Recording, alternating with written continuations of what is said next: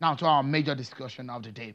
A comment about election observers in Nigeria credited to the Kaduna State Governor, Nasser El-Rufai, still drawing reactions. This time is from the People's Democratic Party, threatening to pull out of the peace agreement signed by political parties ahead of the general elections.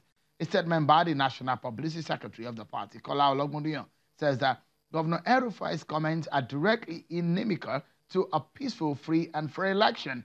The man behind the latest controversial statement is not shifting ground. He insists there is nothing wrong with his utterances, which are generating reactions from political parties and the international community. Governor Nasir El-Rufai says his comment can be understood by every patriot and that he only stood up for Nigeria's dignity. Let's get started with the conversation, shall we, everyone? I have my partner tonight on the program. I have one of the spokespersons of the People's Democratic Party Presidential Campaign Council, Mr. Kasim Afegbua, and we have a Deputy Director of the APC Presidential Campaign, Mr. Waziri Bulama. Thank you so much, gentlemen, for coming on the program today. So as it stands, it does look like the presidency has reacted to this, Mr. Bulama. Mr. Afegbua, there seems to be a lot of controversy.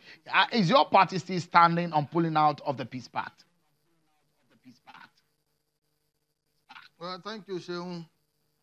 We have stated our position with respect to the Peace Pact because that reckless statement by Governor El-Rufai is tantamount to call to arms.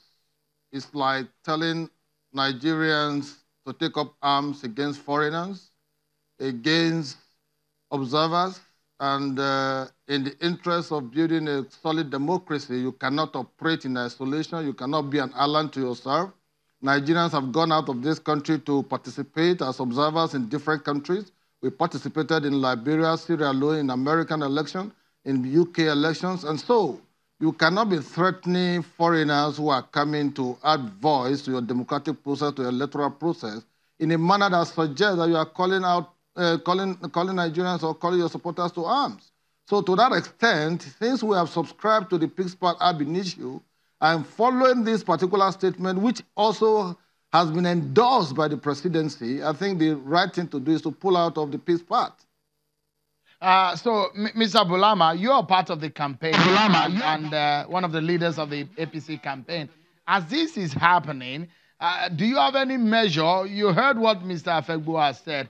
Should the PDP pull out of the Peace Pact, what implication do you think this will have on the conduct of the elections? Our party and our leader, President Muhammadu Buhari, was a signatory to the peace accord. We stand by the provisions, the 5 provisions of the peace accord, which are to carry out issue-based campaign, to refrain from inciting inflammatory statements and hate messages, to respect the provisions of the peace accord, to respect and comply with the works of the institutions of state like INEC and the police, and allow them to operate independently without any form of partiality, and also to finally ensure that all the provisions of the peace accord are respected. We stand by that, and the marching orders President Muhammadu Buhari gave the Presidential Campaign Council under the leadership of the DG, Right Honorable Rotimi Amechi, is that we should go and campaign using respecting Nigerians. We should be civil. We should regard and respect Nigerians and persuade them to come out and vote. And also to present to Nigerians the achievements of our government from 2015, the impact this government has made in provision of infrastructure, in curbing waste and mismanagement. Mr. Bulama, let me pause you for a moment. We'll go on a short break, but when we come back, I'll get more reactions from both of you, especially as the presidency has thrown his weight behind what Malam Nasir El-Rufai has said. We'll take a moment on the program, and when we come back, we'll look at the dimensions of what El-Rufai said and the implications on a possibility of violence on the election. That's after now, everyone. Join us again.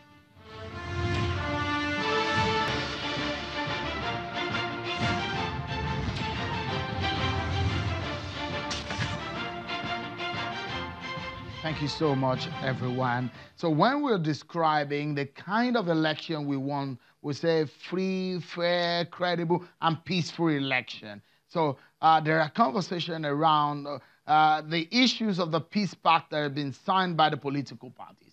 PDP says it's going to pull out from what Governor El-Rufai of Kaduna said and the implications of it. The governor said, look, he spoke in national interest.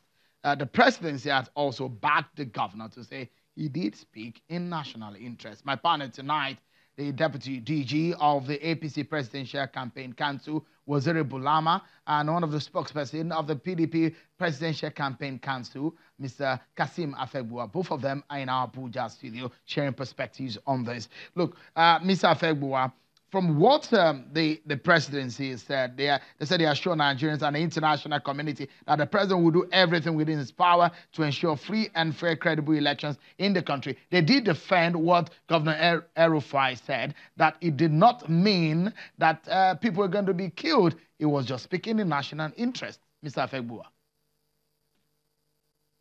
Well, I don't know what definition of national interest is when a governor of a state, an executive governor for that matter, will go to that reckless, plane to declare that they are going to pack people in body bags. I don't understand. I don't think El-Rufai knows the import of what body bags is. That is not just a reckless statement. It also, exposes the morbid fear of the APC in confronting this election and guaranteeing a credible, free, and fair context. Whether you like it or not, Nigeria is not in isolation. Nigeria cannot be an island unto itself. And it's our responsibility and that of government to ensure that there is security to lives and property, that everyone who has come to witness this election by way of observer or monitor or participant must be guaranteed some level of security to the extent that will not impact negatively on the outcome of the elections. But because I want to believe that maybe El-Rufai is suffering from some psychological dysfunctionality, because other than Mr. Afegbua, I mean, we shouldn't go into personal attacks. We shouldn't go into personal attacks. We just stay on the issues. And if I may take you up on this quickly, sorry, Mr. Afegbua, the APC today did say that your party is panicky and that you are attacking every institution of state ahead of the election because you know you are going to lose this election. That's what the APC is saying.